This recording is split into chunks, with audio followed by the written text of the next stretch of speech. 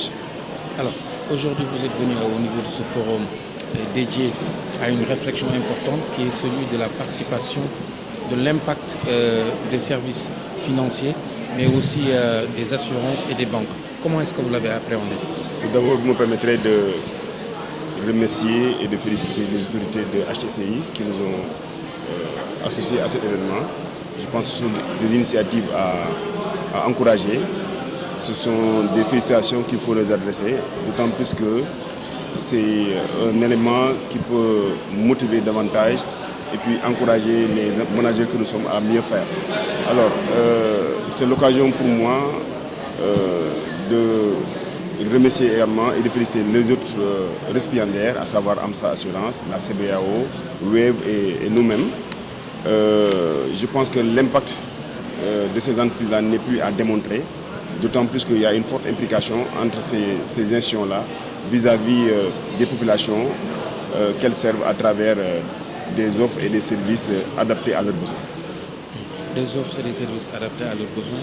Vous avez observé une fois sur place que cet observatoire-là est un lieu de mise en exergue de l'atelier d'application de ces étudiants.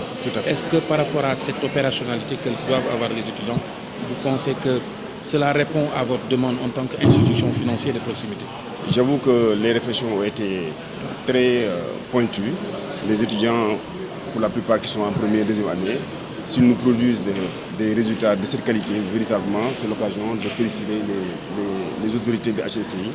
Tout simplement, moi personnellement, j'ai été énormément et agréablement surpris par la qualité des rendus qui nous ont été montrés ici. C'est l'occasion donc de les encourager à continuer sur cette lancée-là, parce que l'avenir de ce pays-là, ce sont les jeunes, et ils ont commencé à développer des qualités managériales extrêmement importantes et que nous saluons et que nous encourageons. Alors, une fois vous allez relayer au niveau de vos autorités, au Crédit Mutuel du Sénégal, on espère que vous allez prendre quand même un quota important pour recruter des étudiants au niveau de HCCI.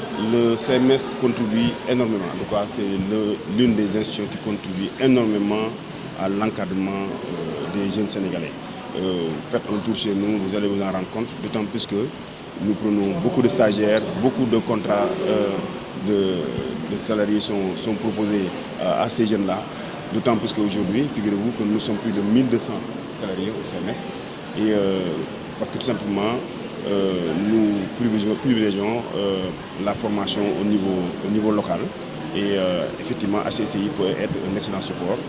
Nous allons relayer l'information au niveau de la DCH, mais également au niveau de la direction de la formation.